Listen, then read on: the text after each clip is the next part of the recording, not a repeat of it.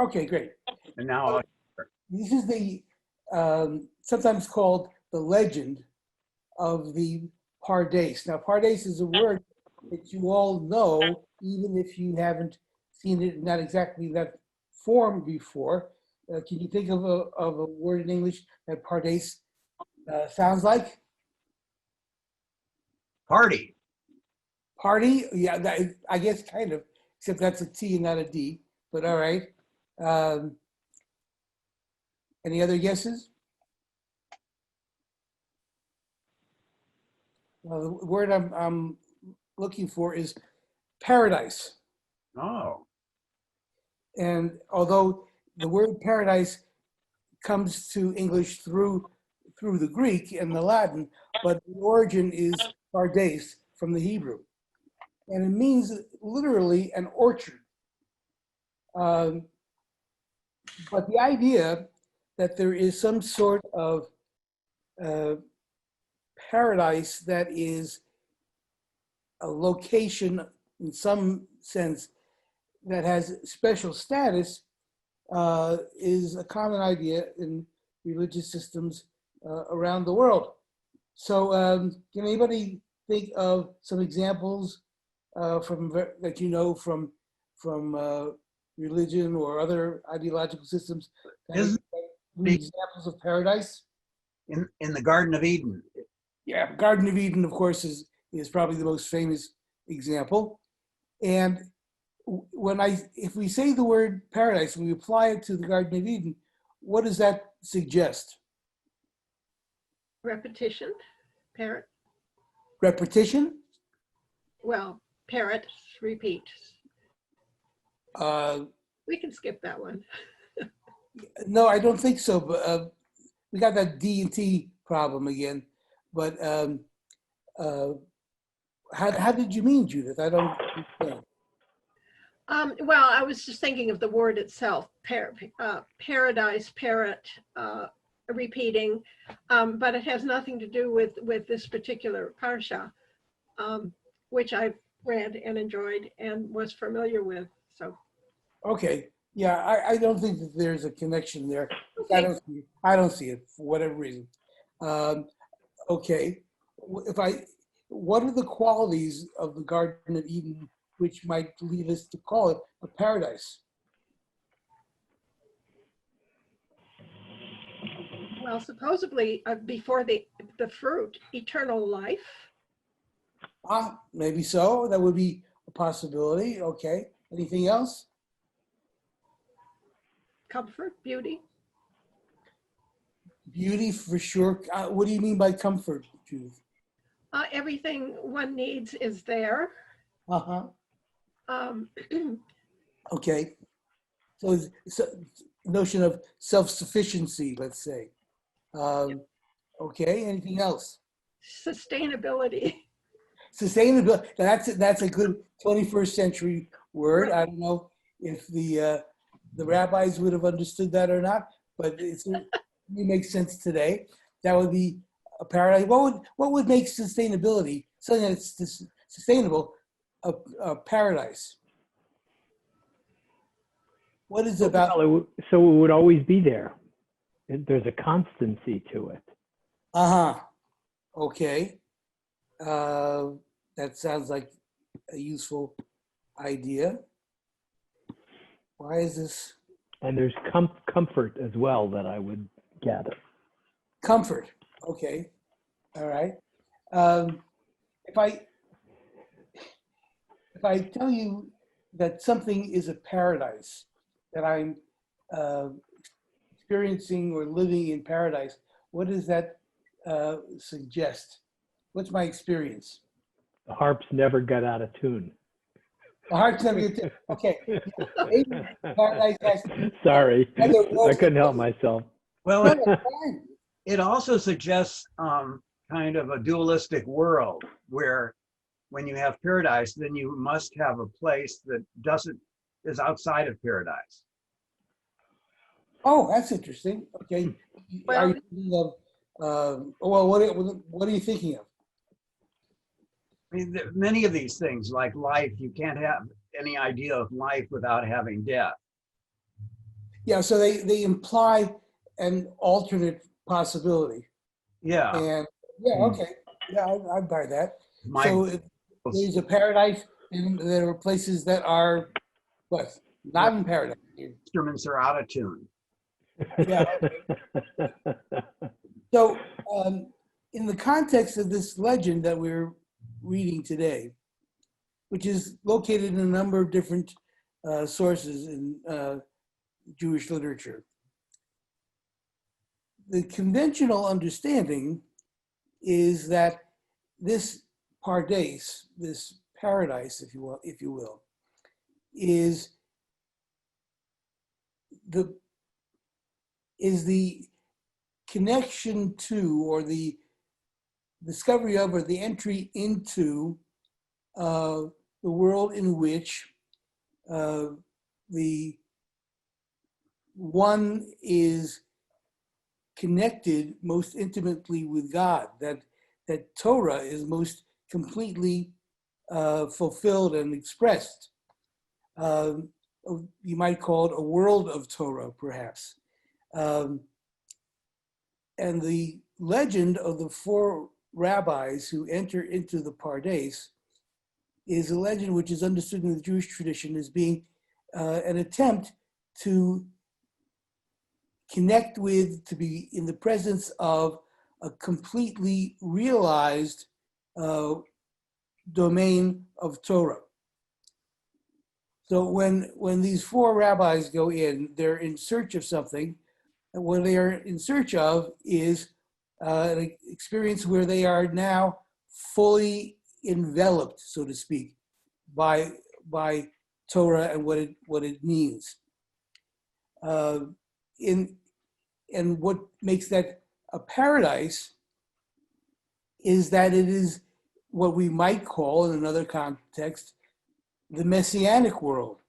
It's a world of perfection, a world of fullness and meaning, which is beyond anything we normally experience. So these four rabbis attempt to enter into this world, and they attempt to enter into it, depending upon which source you look at, in a couple of different ways. Now, the primary one is through study, but there are other possibilities. The reason I chose this legend to deal with is this is another way that we might say in the 21st century is about realization, that something that one is fully realized and becomes identical to all the best that that exists. That is, the rabbis often will say that the goal of spiritual life is to become Torah.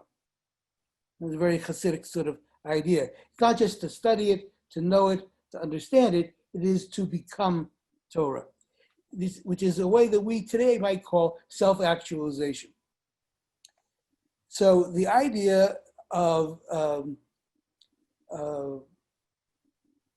creating a life in which one's life is perfectly exemplifies all the values which, in the context that we're coming to it from, are part of Mussar, all of the 50 some odd different qualities.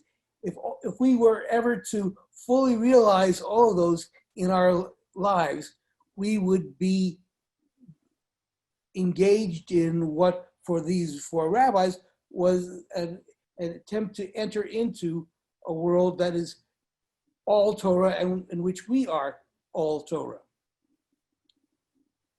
So I want to look at this story, or legend if you prefer, as an example of what the goal of spiritual development is, to become the kind of person that perfectly exemplifies all the values that are laudable and definable as they are in Mussar.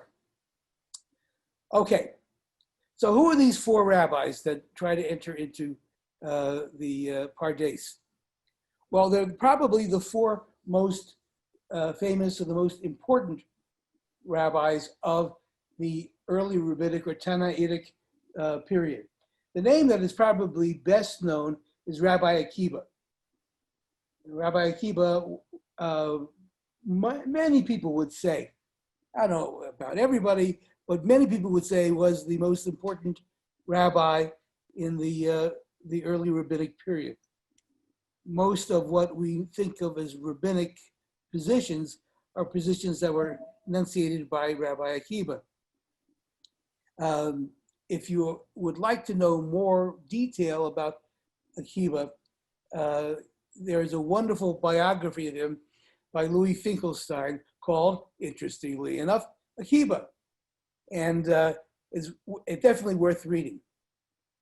But the other three rabbis are also very well known in the Tannaitic literature, and for different reasons. But what they're all known for is being great scholars and, important to bear in mind, mystics. The early Jewish mysticism or rabbinic mysticism is something called Merkava, which means chariot. And there's a whole system of mysticism that is very different from what most of us think of as Jewish mysticism, which descends from Rabbi Isaac Luria. Then it's much later, and its functionality and qualities are very different. With Merkava is much more like what we might find in mysticism that is in non-Jewish systems. That is, it's about merging with the Godhead, which Lurianic Kabbalah really is not about, although there are certain forms of it where that becomes true. Okay, so these four famous rabbis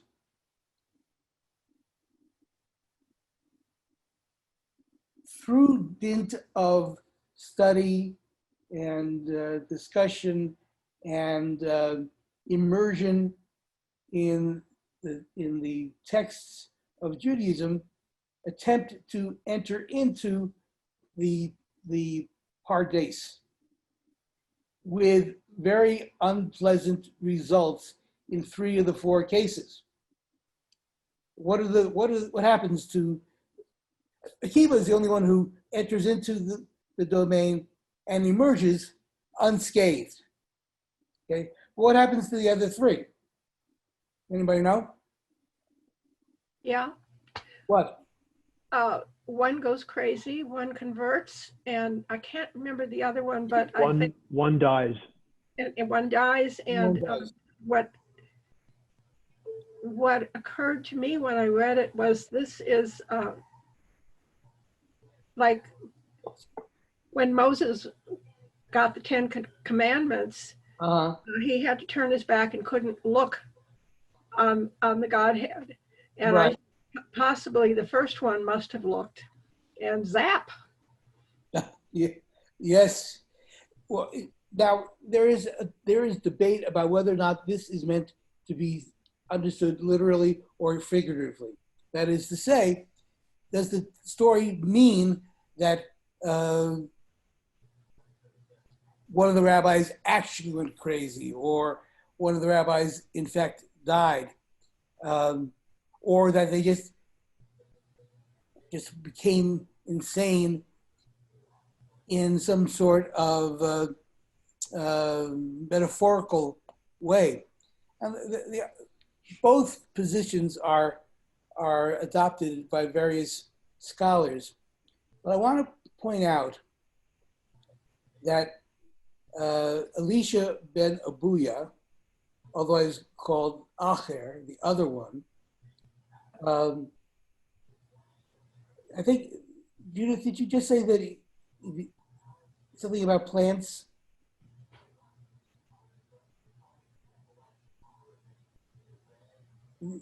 He said that he uproots the plants. That's a euphemism. It means that he undermined or negated the principles of Judaism. He becomes a kind of heretic. And he is so negatively judged by the tradition that they don't even refer to him by name. They just call him Acher, the other one. Okay. The question is, what was it about this experience that led to these 4 different reactions? So let's talk a little bit about what actually happens according to the legend when the 4 rabbis enter into the Pardes. Can anybody describe what happens, what the experience was? What do they see when they get into the Pardes?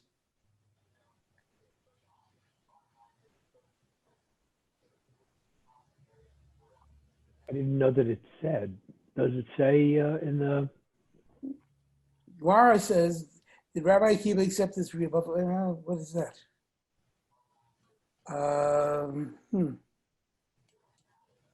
Okay. See, if can I control this? Now you can.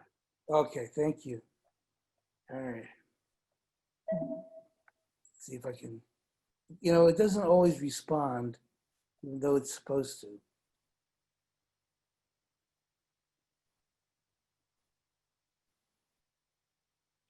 It's the one point on the tip of the arrow that's the hot point.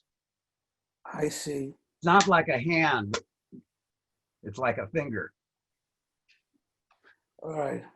So let's look at this paragraph that begins, the sages taught 4 entered the orchard, the Pardes, dealt with the loftiest secrets of Torah, and they are as far as follows. Then Azai and Ben Zoma, the other, a name for Elisha ben Abunya, and Rabbi Akiva. When upon your arrival the upper worlds, you reach pure marble stones.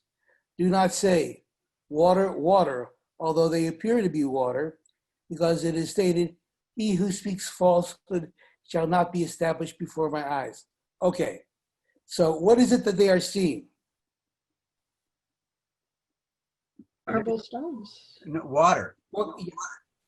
Well, that's the question, Kim. It's so They pure. might say they're seeing water, but they're not seeing water. They're seeing these polished stones.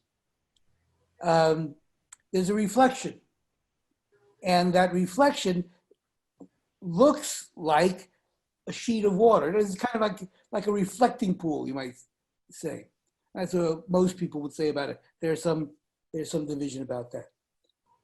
Well, when light hits a polished item, it refracts, it goes out. And so, and there is a shimmering, and it could be like a pond.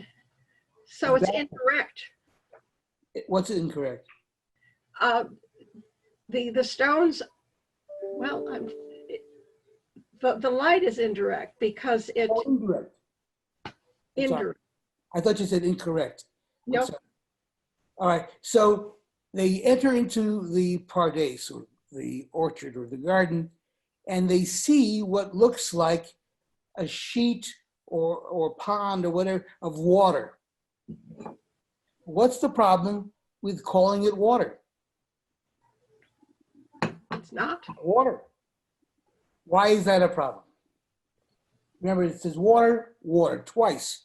Where do we know water twice? Where we encounter water referred to as water twice.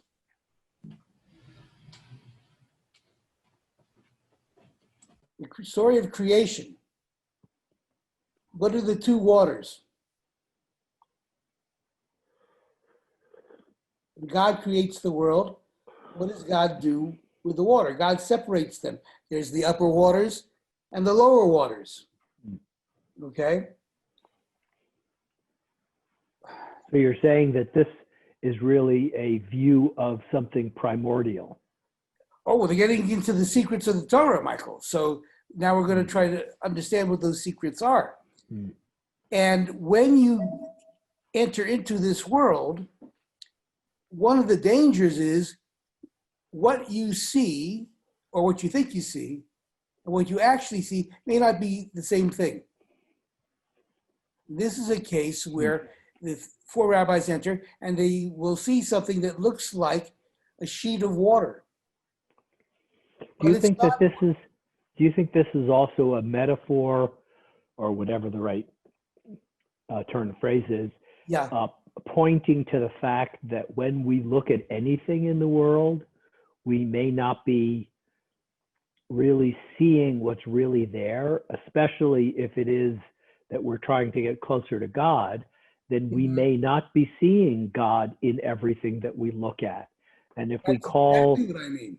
if we call the table a table, or if I call you Rabbi Baker, then I may be separating myself from the view of the aspect of you that is God. Well, I think you're exactly right, Michael. I think the point here is that as we try to encounter or to see God, or might even say the truth, we are often mistaken about what we see. We think we see one thing, but we may be wrong, and we may be looking at something that tricks us. Don't we sort of often see what we expect to see, regardless of what it is? Sure, that could be one of the ways in which we are deceived by what we see, or what we think. Yeah. And in fact, the Baal Shem Tov claimed that when we see something somewhere, we're really seeing an aspect of ourselves. Well, we're now, highly into the metaphoric realm. I don't think we're ready to be there yet. Okay, all right. I don't disagree with you, Michael. Don't misunderstand me. I'm just there's a lot of stuff to clear away here. Yeah. To get to that kind of discussion. Okay. When the four rabbis enter into the Pardes, that is to say, they are entering into the domain where they will encounter God. They see something that looks to them like water, but it's not water. But if they call it water, that's a problem. What is the problem about calling it water? Two kinds of water, so to speak. What is the problem for them in the context of the reality that we encounter with God? If you say, going to the creation story, that you have the upper waters and you have the lower waters, and the upper waters is different from the lower waters, you have to ask yourself the question, different in what way? Isn't all this part of God's creation? In what way are different manifestations of things or different views of things that are all part of God's creation really the same thing?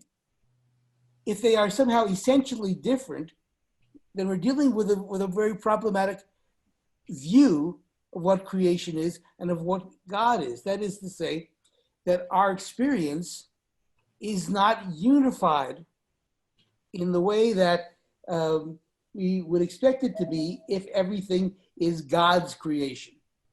Which gets, by the way, Kim, to the question you and I were discussing before our session started. Okay?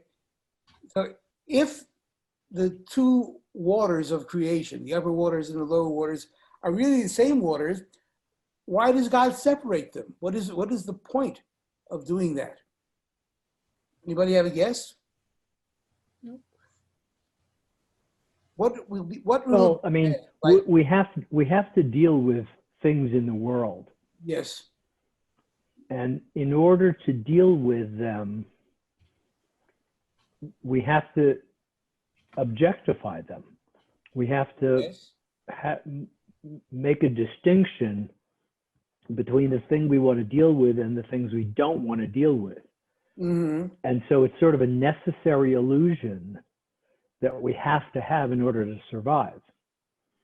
Well, see, I think before we get to the notion of a necessary illusion, which I think is part of the situation, on a more practical or concrete level, what is the process of creation about? It's about differentiation. It's about creating something that becomes different things.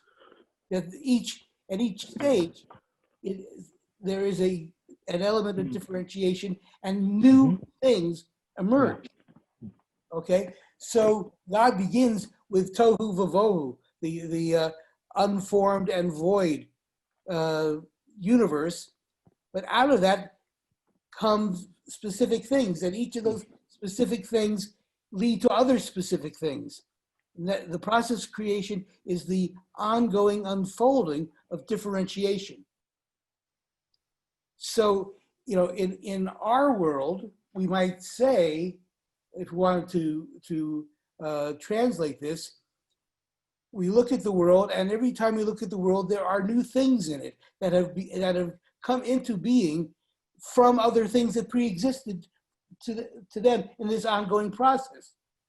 So this, even with, let's say, technology, the transistor leads to other developments, and those developments lead to other developments, and everything becomes divided. The process of creation is the process of differentiation. It's not like there is a process that stops at a certain point. This is why listening to people who are fundamentalists drives me crazy.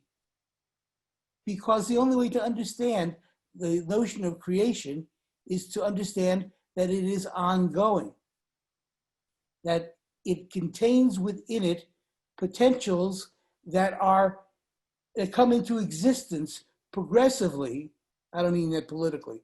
I mean that chronologically, progressively, and that process is endemic. It is intrinsic to the notion of creation altogether. So you start with something unitary, and that unitary thing moves forward with new elements constantly emerging from it. Something we learned when Danny Mack was there, was he the Kabbalah guy? And he said that in the first like little part of the first second after the Big Bang, everything was Everything was what? Everything was what, Kim? the same. Then it became different. But there was a moment there where there was no differentiation between things. Well, he agrees with the Bible then. That's the point I'm making. Yeah. Isn't it like evolution? Evolution could be a part of this unfolding, sure. It's one particular formulation of it, yeah. But it's one of the reasons why evolution is, from the standpoint that I have religiously, is not any kind of problem. It's just another scientific, if you will, way of talking about this process. See, Differentiation. that creation wasn't done in 7 days. Well, that's an interesting question, which we're going to sidestep for right now. Okay. But I put it in the parking lot, Kim. Okay. All right. So, Kerry, Yeah. you brought up the issue of fundamentalism.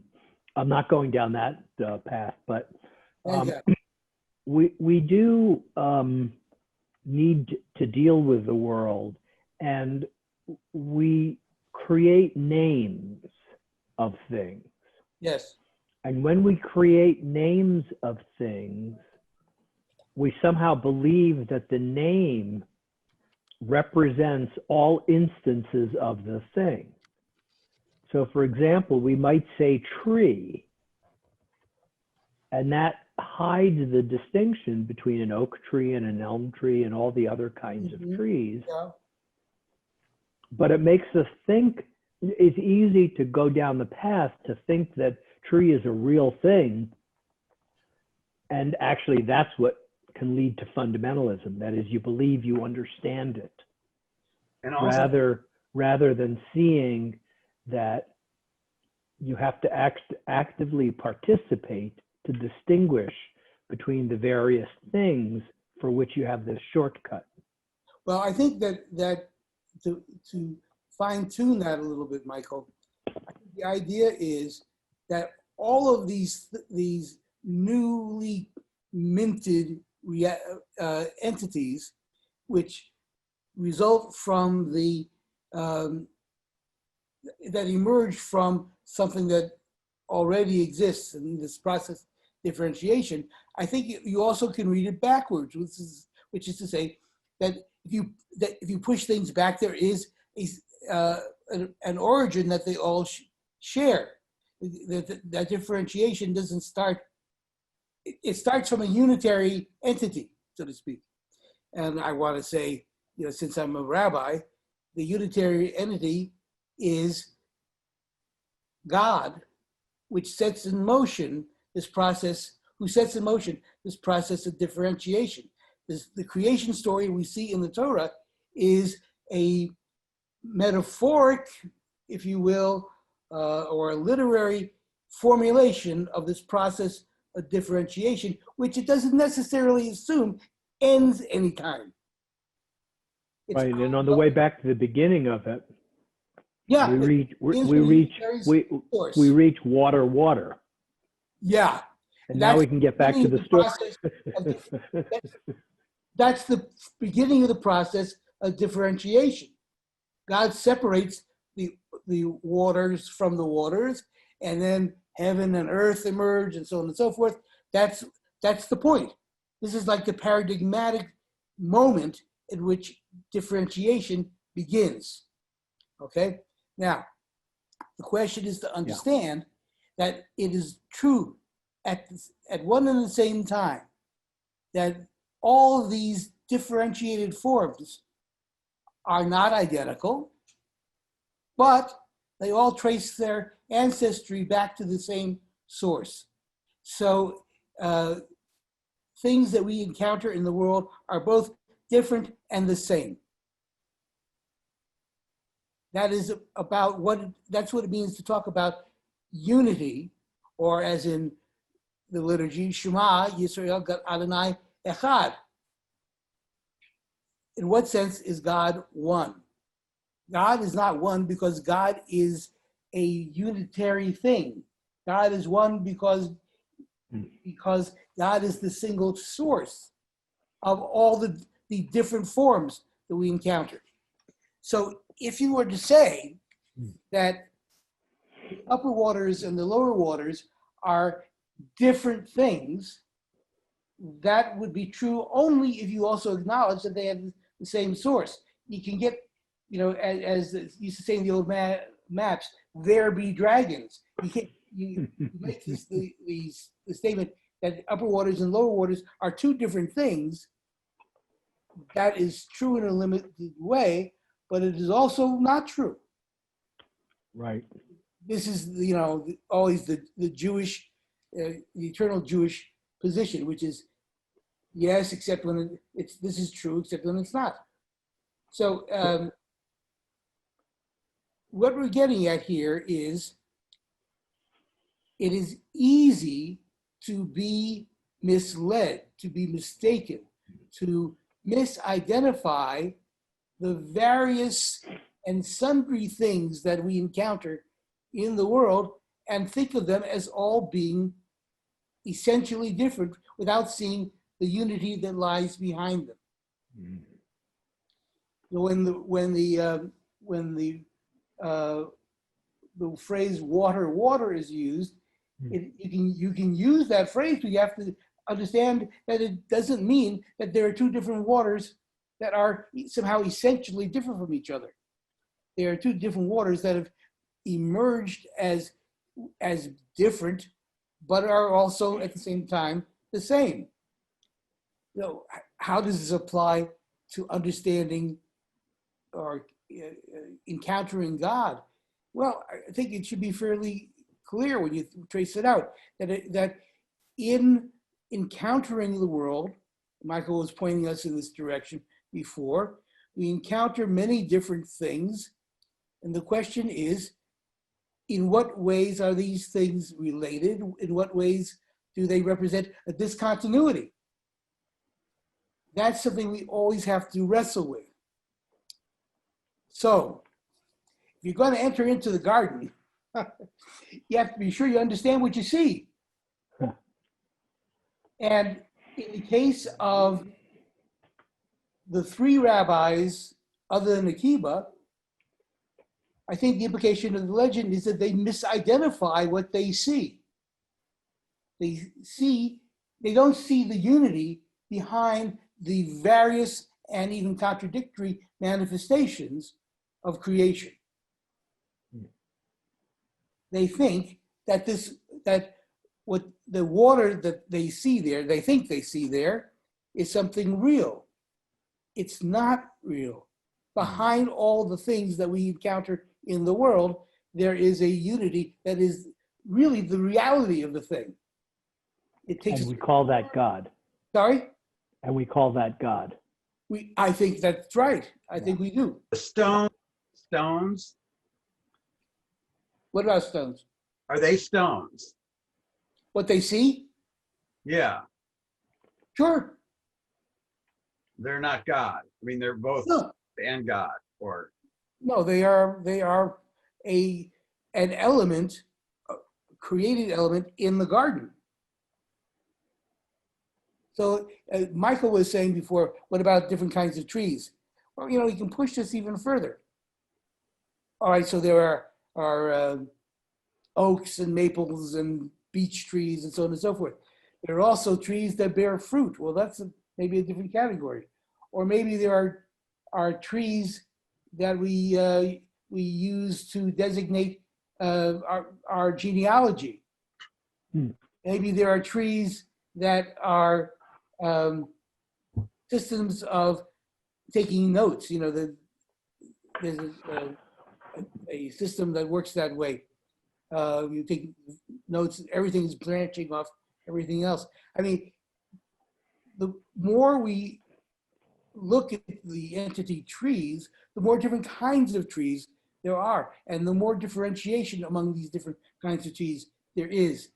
And then let's remember that the tree is only one element in creation, and so on and so forth. You begin to see that creation is complex, but unified at the same time.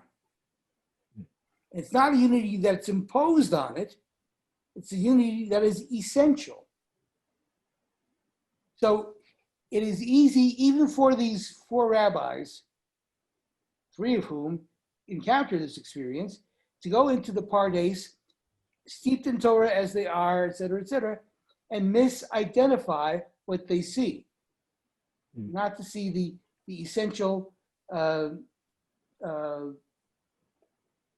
unity or the essential identity of what seems to be what they are encountering.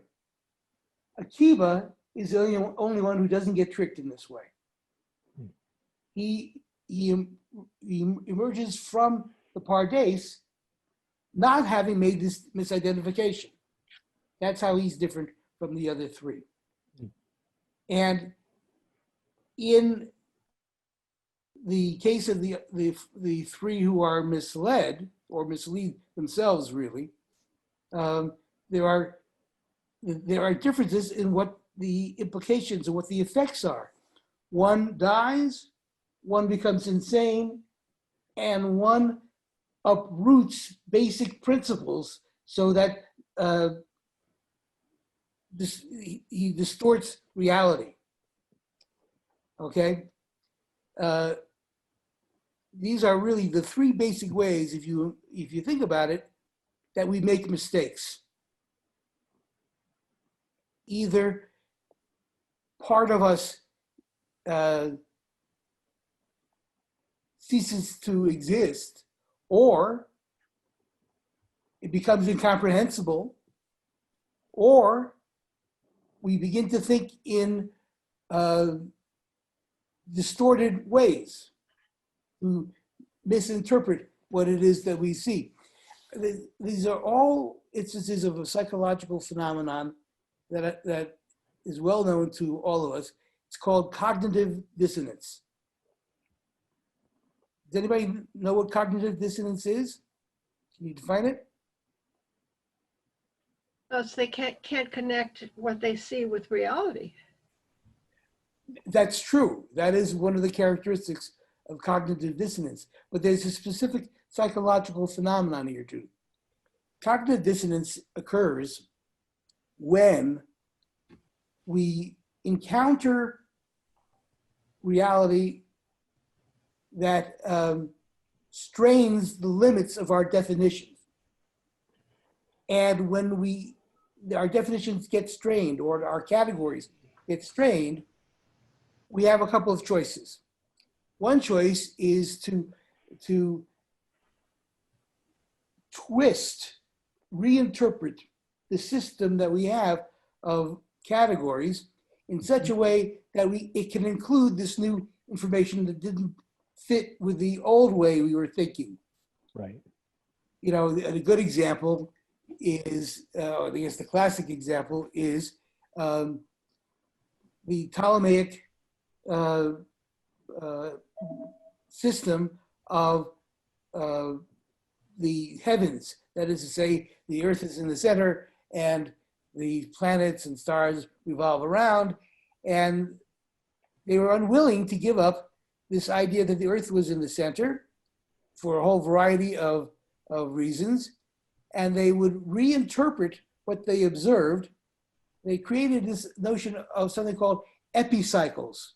Mm-hmm. Epicycles were a way of explaining how it was that a planet or a star was not in the position that you would expect it to be. And there was a kind of a little cycle or a little rotation or revolution within the revolution, which would explain the aberrant movement of the stars. So you could hold on to the system of the earth being in the center.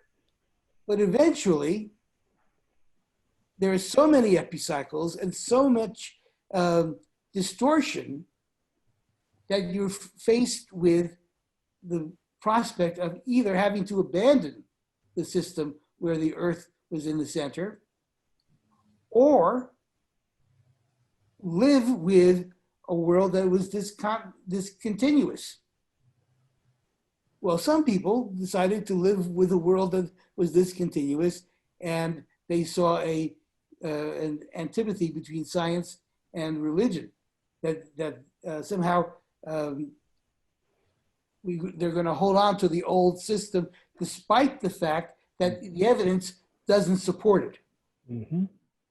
Or there is a revolution and a new system has to emerge, which explains better what is observable, namely that the sun is in the center of the universe or the solar system and not the earth, which has huge implications philosophically and literarily and so on and so forth. The world changes when that happens.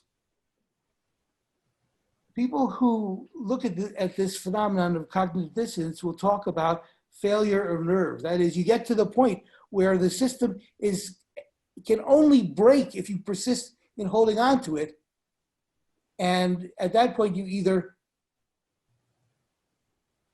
are willing to exist with a system that doesn't explain everything, or you have to create a new system, and maybe you're afraid to create a new system. That's what the failure of nerve is. We'll hang on to the old system, even though we know it doesn't really work. Mm-hmm.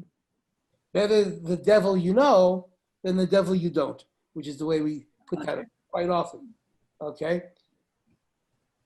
This happens in human experience again and again and again and in many different domains. One of the two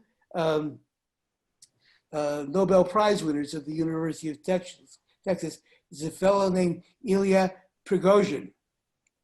And he developed a theory of the organization of matter. And I'm going to give you sort of a gloss of what it is that he teaches. And if you're a physicist, don't come down too hard on me, because it's going to be too simple, I'm sure. But in matter, all matter will absorb energy that exists outside the atoms that you're dealing with, which creates higher levels of energy in the atom. It reconfigures itself again and again and again. That's why, for example, water becomes steam, as a simple example. This is a process that happens universally, Prigozhin says, not just with atoms or molecules or what have you.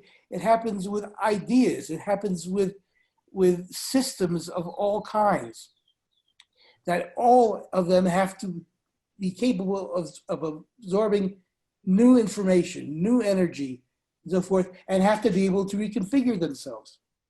Okay, what happens if this process of reconfiguration stops? What happens to the energy that an atom or a system has absorbed if the process of reconfiguration stops? We elect Trump. That is a very good example, Michael, in ways you may not even appreciate quite yet. But yes, that's exactly right. And what happens is that the system has to drop back into a lower configuration, which was able to accommodate a certain level of energy, but can't accommodate this newer and higher level of energy. So when we this happens, Prigozhin says, on every level and in every domain of life. Social institutions, families, et cetera, all the way down the line. We are constantly either having to absorb new energy that surrounds us and to change our structure in order to accommodate it, or we reject absorbing that additional energy and we remain stuck at a lower but less truthful level. Okay. This applies, I think, directly to this story. And it applies directly to what we are discussing in terms of spiritual growth or the change of personality and so on, growth really of any kind. If we arbitrarily, or maybe not even arbitrarily, but I think arbitrarily, stop this process of absorption of energy so we don't have to change, we have to live with error. We have to live with the fact that we are out of sync with the way the world actually is. That may be more comfortable in some ways, but it's certainly more uncomfortable, is comfortable in some ways and also uncomfortable in other ways. It leads to irrelevance, for example. It leads to holding on to the past when it no longer serves. Speaking of fundamentalists and such people, okay? And this is not just about atoms, it's about social organizations, it's about political parties, it's about institutions of all sorts. It is, Prigozhin says, and this is like he needs my agreement, but I agree with him that is what happens in our experience again and again and again, and in domains that we may not even think are linked to each other. We have a saying in our house: "You'd rather be right than alive." And that's a good saying. Yeah. The way we hold on to things, and my trainer has finally moved to the place where she's not going to vote, but she says, I'll never vote Republican because I don't do that. But I don't like Trump, so I won't vote for him. I just won't vote. But that thing of being right or something. And my mother was the same way. I said, she loves her grandchildren, or she did. And I said, if my son ran for president, would you vote on the Democratic Party? Would you vote for him? And her answer was, I vote Republican. All right. In spite of her love for him. That's maybe a very good example. Yeah. So this happens in our marriages. It happens in our families with our parents and kids. It happens in schools, in our businesses, in just about any domain you could think of. There are many occasions when either change has to take place or you have to be willing to live with error and pretend that there isn't error. That's perhaps the most ironic part of it. So when these 4 rabbis go into the orchard, what they are experiencing is their own inability to accommodate differentiation, change, growth. Yeah. And this is a limitation that human beings universally have. So Akiba is the exception that proves the rule. Now, I think having pointed that out, I wanted to make an explicit connection to this notion of Mussar and of personal development. I think to a large degree, the problems that we all encounter with growing personally, spiritually, or ethically, or what have you, as we want to do, becoming the people we would like to be, is that we reach in a number of different occasions, in different ways, at different times, this point where we either engage in a failure of nerve and refuse to take, as it were, the next step, or where we're willing to let go of what we have believed or what we have been, and to enter something new and maybe even from a certain standpoint, unpredictable. Both requires us doing that.